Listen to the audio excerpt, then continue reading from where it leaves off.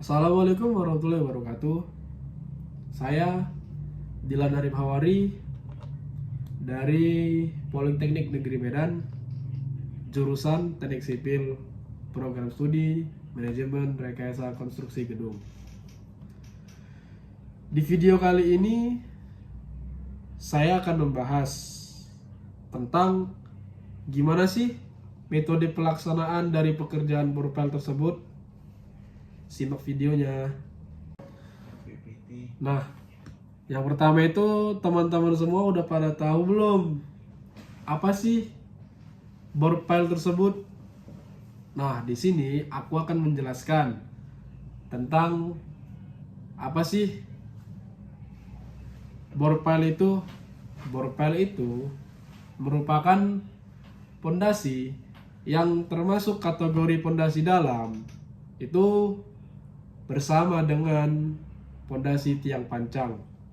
Metode pekerjaan pondasi ini juga yang paling umum digunakan saat ini untuk berbagai tipe bangunan. Mulai dari pondasi rumah tinggal, ruko, gedung, gedung sekolah, rumah sakit, kampus, perkantoran, hotel, pergudangan, pabrik, apartemen, dan sebagainya. Nah, fungsi dari pondasi borpel ini dia itu sama dengan seperti pondasi dalam lainnya. Yang contohnya itu seperti tiang pancang. Tapi bedanya itu ada pada cara pengerjaannya. Pekerjaan borpel itu dimulai dengan pengeboran tanah terlebih dahulu sampai kedalaman yang dibutuhkan atau kedalaman tertentu, dan kemudian pemasangan tulangan besi yang dilanjutkan dengan pengecoran beton. Nah, teman-teman juga bisa lihat itu ada alur dari pekerjaan pondasi borpel tersebut. Teman-teman bisa lihat pada gambar pertama ini, metode pelaksanaan pondasi borpel itu menggunakan alat bor RCD dengan metode basah, atau bisa dibilang wash boring system. Nah, untuk melakukan pekerjaan pondasi borpel tersebut, pasti kita perlu menggunakan alat berat dong. Nah, di sini ada beberapa peralatan yang digunakan pada saat melakukan pekerjaan pondasi borpel. Nah, itu gambar pertama itu ada mesin bornya. Yang kedua itu ada service crane-nya, dan yang ketiga ada gensetnya. Yang keempat itu ada mata bor. Yang kelima itu ada casing dari borpel tersebut. Yang keenam itu ada tremie. Yang ketujuh itu ada vibrohammer. Yang ke-8 itu ada theodolit. Yang ke-9 itu ada dump truck, dan yang ke-10 ada truck mixer. Oke, setelah tadi kita mengetahui alat-alat yang digunakan untuk melakukan pekerjaan borpel, nah di sini kita juga harus nentuin ini titik-titik untuk dibornya pondasi borpel tersebut. Jadi untuk menentukan titik-titik borpel itu dilakukan oleh yang namanya tim surveyor. Pastikan bahwa kondisi itu baik dan sesuai dengan titik koordinat. Elevasinya juga baik, maupun dimensi yang telah benar atau sesuai dengan gambar perencana, gambar rencana ataupun soft drawing.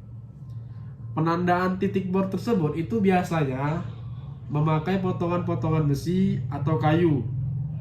Nah, titik-titik tersebut itu merupakan hasil perhitungan dan pengukuran dari gambar di lapangan dengan menggunakan alat teodolit. Titik-titik yang telah dibuat itu kita jaga agar dia itu nggak bergerak, tidak bergeser. Intinya dia itu tidak tersentuh dengan benda apapun yang bakal bisa menggeser titik tersebut. Nah, untuk menghindarinya gimana? Nah, jadi untuk menghindarinya itu patoknya itu bisa disebut patok, ditanam rata tanah, lalu diikat dengan rafia atau tali tambang sehingga titik tersebut itu tidak terlihat, tidak tersentuh, tapi masih bisa kita tarik untuk muncul kembali si potongan-potongan besi atau kayu tersebut. Nah, selanjutnya itu ada basic operation of RCD method. Nah, bisa kita lihat gambar di atas, itu maksudnya itu metode operator basic dari metode RCD tersebut. Bisa dilihat gambar tersebut, gambar di atas itu, di situ ada penjelasannya. Panjang stand pipa variabel yang tergantung itu kondisi tanah permukaan itu bisa mencapai 2,5 meter sampai 5 meter.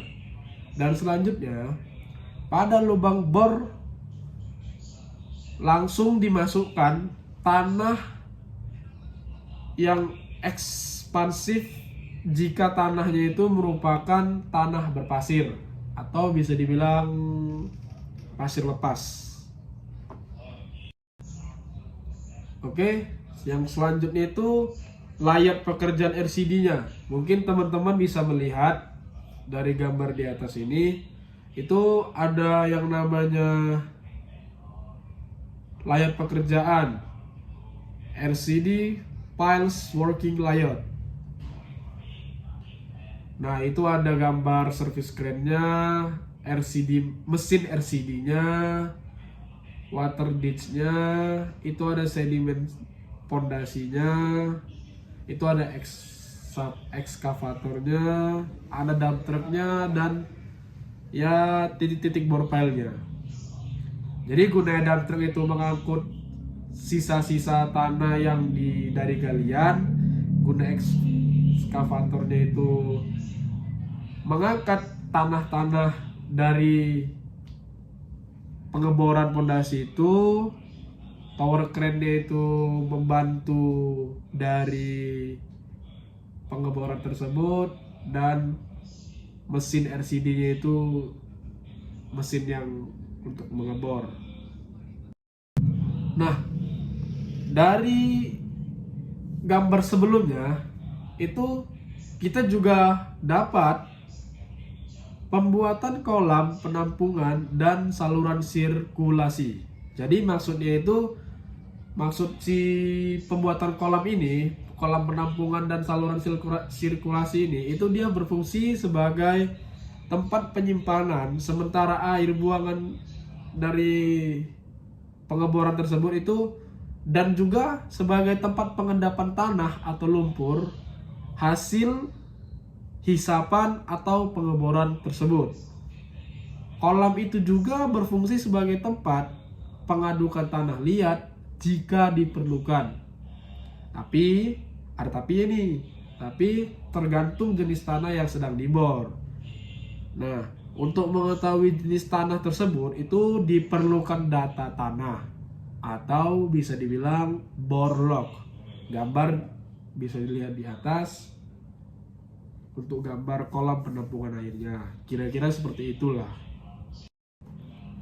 Nah, setelah selesai pembuatan tersebut, itu ada yang namanya fabrikasi tulangan besi bor pile. Jadi bor pile tersebut itu juga menggunakan besi tulangan, teman-teman. Jadi untuk pekerjaan pembuatan tulangan untuk pondasi bor pile tersebut itu dilakukan sebelum pengeboran dimulai. Jadi perakitan untuk tulangan-tulangan pondasi bor pile tersebut itu dilakukan sebelum pekerjaan pengeboran bor pile tersebut. Jadi itu gunanya tuh apa? Nah, gunanya itu dimulainya pekerjaan tersebut tidak memakan waktu lebih banyak. Jadi tidak boros waktu. Itu mempersingkat waktu agar pekerjaan tersebut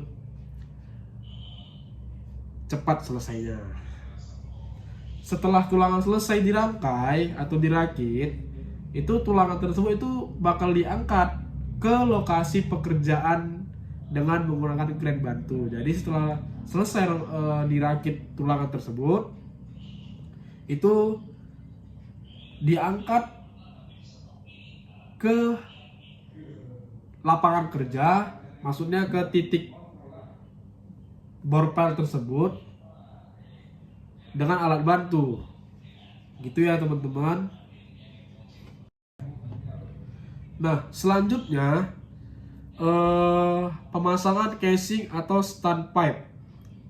Nah, jadi di sini itu setelah titik koordinat bor pile itu ditentukan, itu maka mulailah menggali, tapi penggalian sementara sebagai penempatan casing bor pile tersebut, atau bisa dibilang stand pipe. Nah, casing ini itu diangkat dan dimasukkan ke dalam galian. Itu bertujuan untuk melindungi dari pinggiran-pinggiran tanah yang melingkar setelah dibor memakai alat pengeboran tersebut. Jadi menghindari adanya reruntuhan sekitaran tanah yang sudah dibor tersebut, gitu. Nah, casing ini juga mempunyai ukuran. Ukurannya itu diameter 100 cm, sedangkan panjang si casing tersebut itu satunya itu dari 250 cm dan 500 cm. Jadi teman-teman, di sini berarti casing tersebut itu mempunyai dua tipe. Tipe yang pertama itu ada panjangnya 250 cm dan yang kedua itu ada 500 cm, atau dimeterkan itu ada 2,5 meter dan 5 meter. Oke, teman-teman. Nah, setelah casing itu terpasang, sudah termasuk gitu, maka langkah berikutnya itu adalah penempatan alat bor pada titik bor. Jadi dipasang setelah tadi kan dibuat kayak semacam pengeboran kecil lah untuk sebagai titik dari bor pile tersebut untuk memancangkan si casing tersebut. Lalu mulailah pengeboran sampai dalamnya itu, teman-teman. Gitu. Oke. Nah, itu tuh gambar bisa dilihat ya, teman-teman, di slide. Oke, selanjutnya itu ada pekerjaan pengeboran. Nah, tadi kan sebelumnya saya sudah menjelaskan awal metode pengeboran tersebut, gitu kan. Nah, di sini tuh bisa kita lihat gambar di layar itu proses sirkulasinya. Jadi semasa atau selama pekerjaan pengeboran tersebut berjalan, itu ada yang namanya proses sirkulasi. Nah, sesuai gambar di atas juga. Jadi gambar di atas itu proses sirkulasi air pada saat pengeboran menggunakan alat bor RCD. Nah, alat bor RCD tersebut yang diartikan reverse circulation drilling. Nah, jadi pekerjaan borpel ini dia pengeboran yang dilakukan dengan alat bor RCD seperti yang slide sebelum yang saya jelasin. Nah, alat bor RCD ini atau reverse circulation drilling atau mesin pengebor dengan sirkulasi air merupakan peralatan bor besar yang dapat meningkatkan efisiensi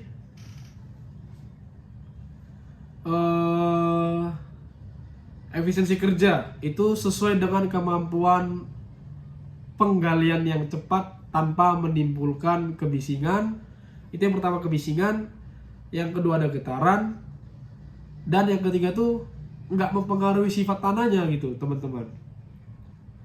Nah, alat ini juga itu bisa digunakan untuk pekerjaan penggalian vertikal pada pekerjaan fondasi tanah untuk jembatan, bangunan, terowongan tanah gitu teman-teman.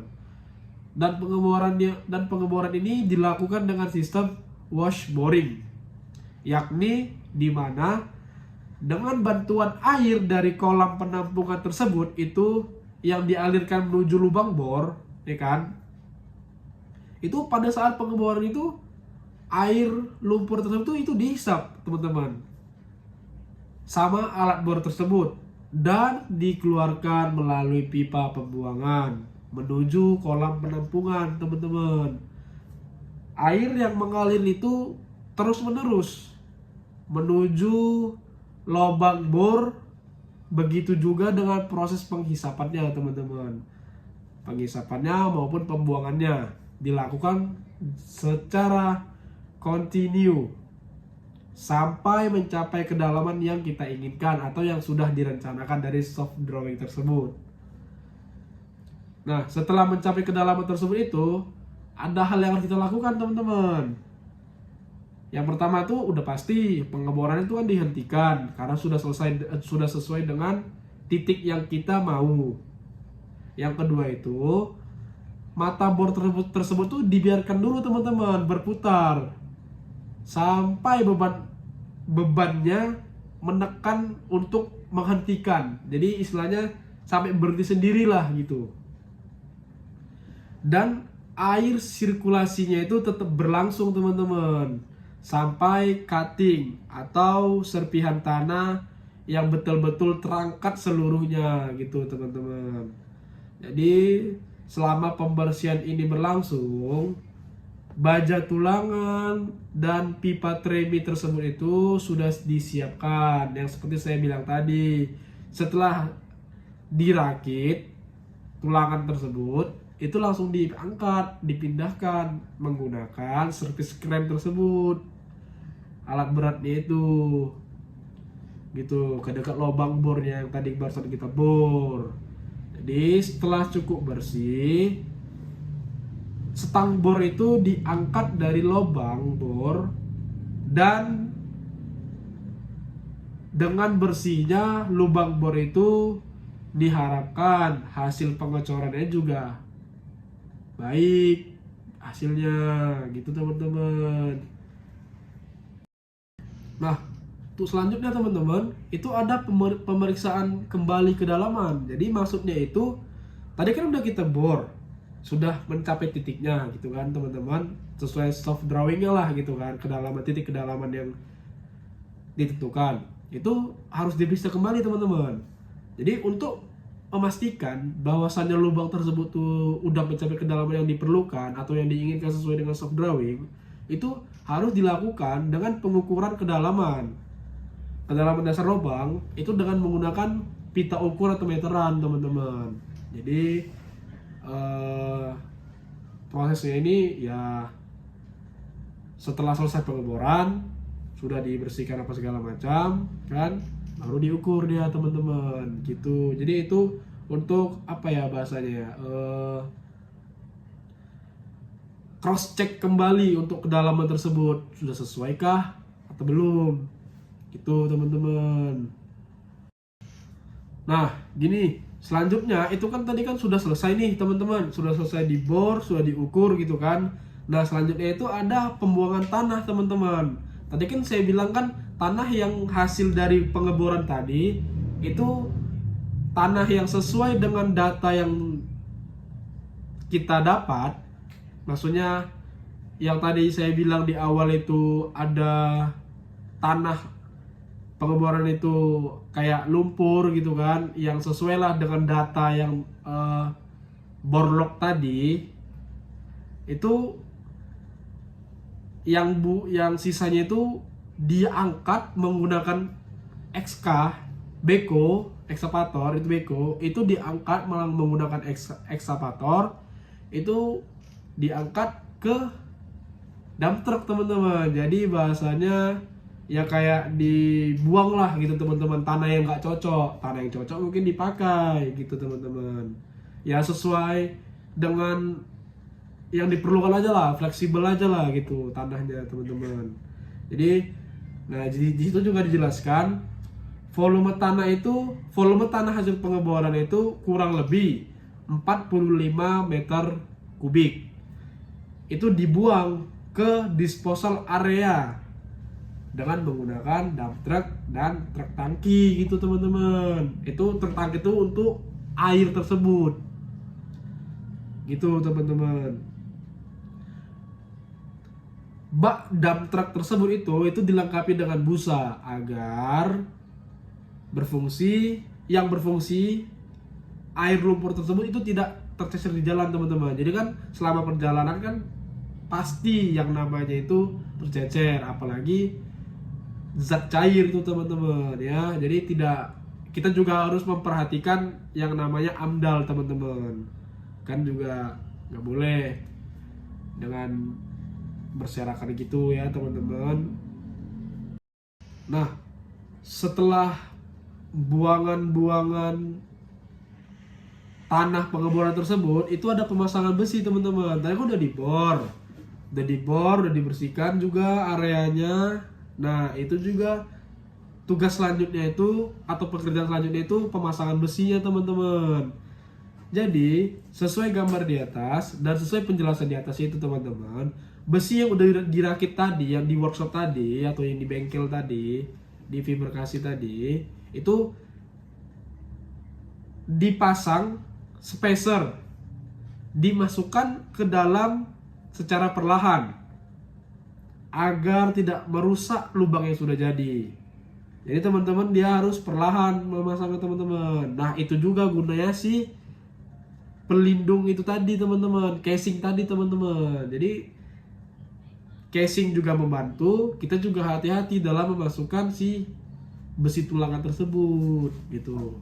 Nah yang kedua, pada ujung-ujung atas dipasang hook. Jadi ujung-ujung atasnya itu dipasang hook teman-teman, di ujung besinya untuk dikaitkan pada casing agar tidak jatuh terlepas gitu. Ya bisa dibilang sih hook tersebut tuh itu dilas teman-teman. Jadi nggak sembarangan juga ya teman-teman, nggak kayak langsung masang tup gitu, enggak teman-teman.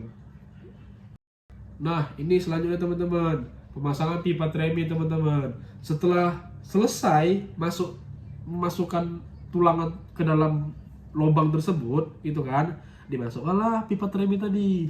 Pipa tremi itu gunanya itu fungsinya itu ya untuk memasukkan si mix design tersebut teman-teman, untuk melakukan pengecoran gitu teman-teman.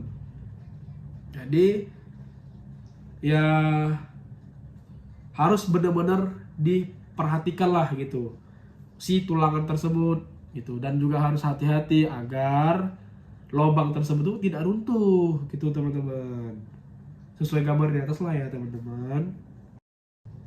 Nah, untuk metode pelaksanaan dari pengecoran tersebut teman-teman, itu ada dua teman-teman.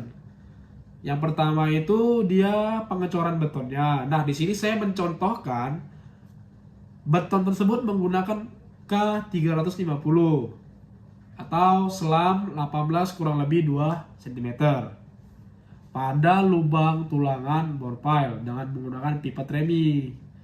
Tuh tadi teman-teman, saya mencontohkan nih pengecorannya itu dengan menggunakan mix design kekuatan 350 K350. Tuh.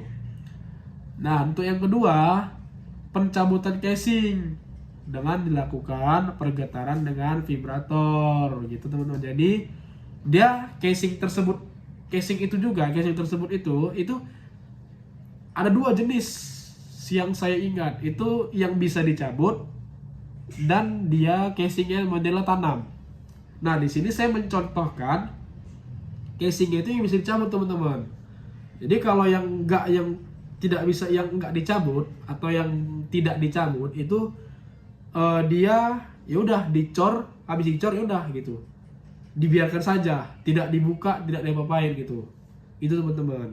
Dan untuk melakukan pencabutan ataupun enggaknya casing tersebut itu tergantung permintaan ataupun situasi kondisi lah, fleksibel aja lah gitu, menyesuaikan gitu teman-teman, atau menyesuaikan permintaan ataupun menyesuaikan keadaan gitu teman-teman. Nah, itu untuk metode pelaksanaannya teman-teman. Nah, terus ini dia teman-teman, bisa teman-teman perhatikan gambar di slide atas, itu proses pengecorannya teman-teman. Nah, itu yang pertama. Yang pertama itu kan masih kosong teman-teman, ya udahlah dimasukkan pipa treminya ke dalam dan mix desainnya juga dimasukkan ke dalam. Mix design yang sudah ditentukan tadi, yang K350 tadi teman-teman. Perlahan step 1, step 2, step 3, step 4, step 5 dan step 6. Pada saat step 6 itu pipa tremi diangkat beserta casing tersebut.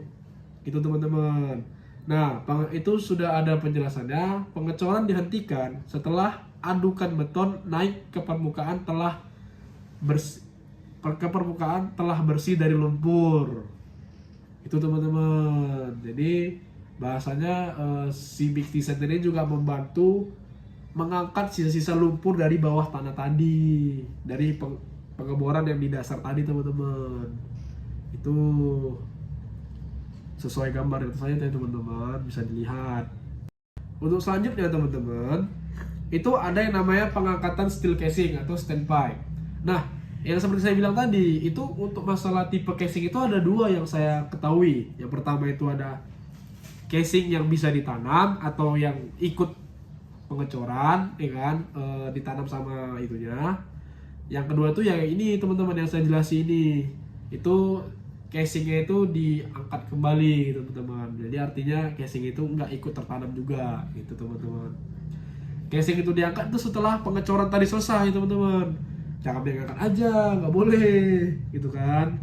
Itu juga ada aturannya juga, kan aturan itu maksudnya kayak ya sesuai dengan tipe casing yang kita gunakan teman-teman.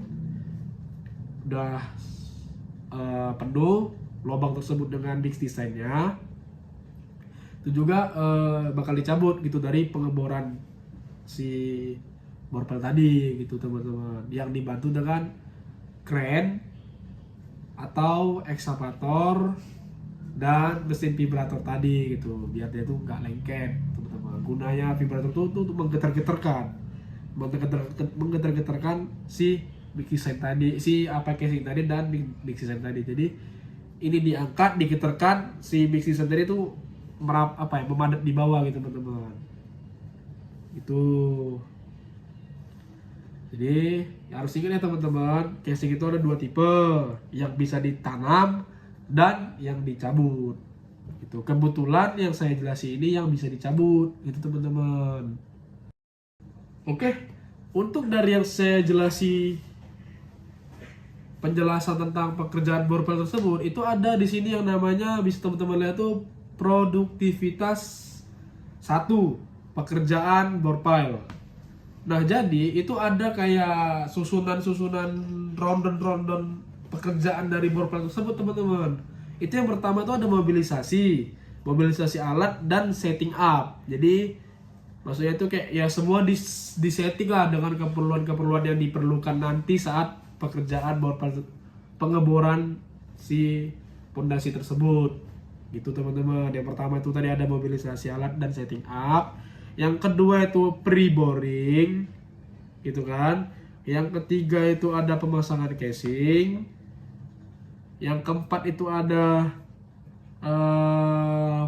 pengeboran hingga kedalaman yang direncanakan atau sesuai dengan shop drawing. Yang kelima itu ada pengangkatan lumpur atau cleaning. Yang keenam itu ada pemasangan besi atau tulangan. Yang ketujuh itu ada pemasangan pipa tremi. Yang ke-8 itu ada pengecoran. Yang ke-9 ada pengangkatan casing setelah pengecoran. Yang 10 itu ada finishing, teman-teman.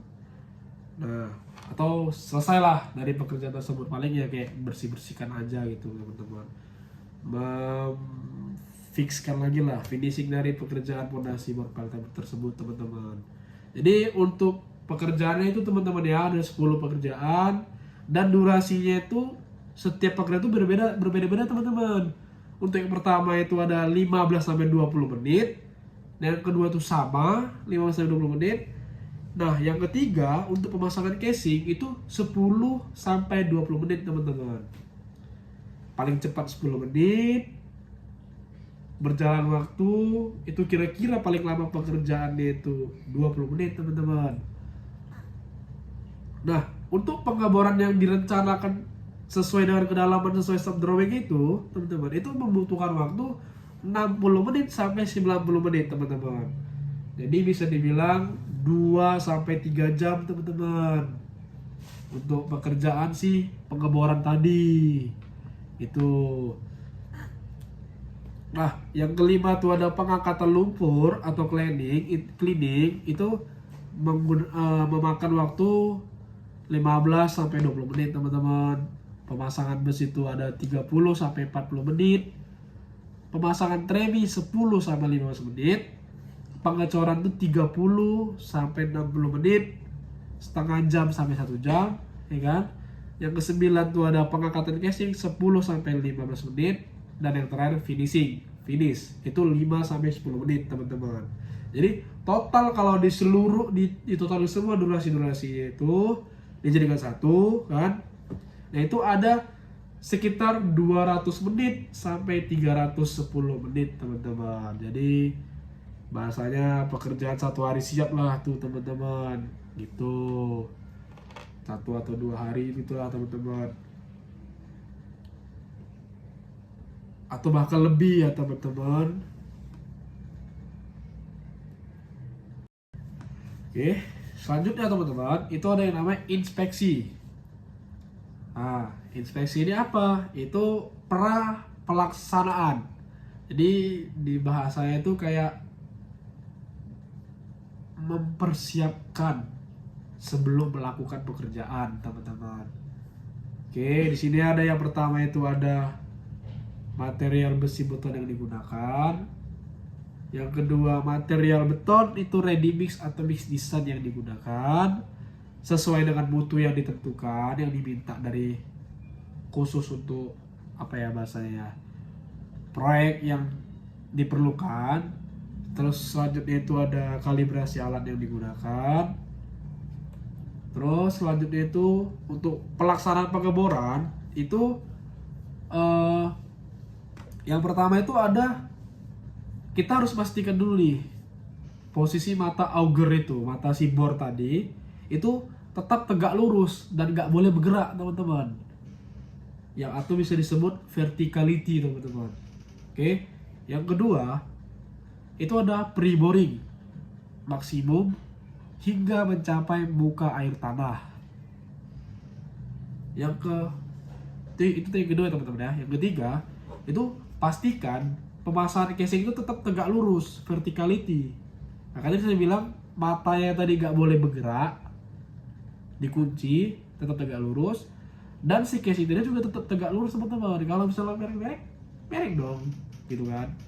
Itu kan bukan fondasi, gitu. Dia merek, ya nggak bisa dong. Namanya dia tahan tubuh gini. Kalau merek gimana? Gini. Oh, tidak bisa teman-teman. Oke. Untuk yang ketiga, itu ada inspeksi pelaksanaan pengecoran. Jadi yang pertama, itu ada pastikan posisi besi atau steel cage itu tetap lurus dan tidak turun atau terangkat gitu teman-teman. Jadi harus presisi lah dia, nggak terangkat, nggak turun juga dia, itu teman-teman, stabil gitu teman-teman. Nah, ujung si tremi tadi itu tetap dijaga, tetap tertanam dalam beton kurang lebih 2 meter teman-teman. Sudah dimasukkan tadi ya kurang lebih dalam yang kita masukkan itu, yang dimasukkan si pipa tremi itu kurang lebih 2 meter teman-teman ya. Nah, pastikan juga si besi ini udah terlepas dari casing saat casing diangkat itu teman-teman. Takutnya ada insiden yang tidak diinginkan gitu teman-teman. Kita menghindari dan harus menerapkan K3. Oke teman-teman. Nah ini selanjutnya nih teman-teman, apa ya bahasanya ya, kayak saya dapat data uji teman-teman. Ya contohnya lah ya teman-teman, kurang lebih yang pertama tuh ada uji besi. Itu kriteria yang digunakan tuh mutu besi kurang dari 10 mili U atau U24 ya, seperti yang slide di atas lah teman-teman ya. Itu bisa dilihat inspection tipe gitu kan, tes kuat, frekuensinya setiap pendatangan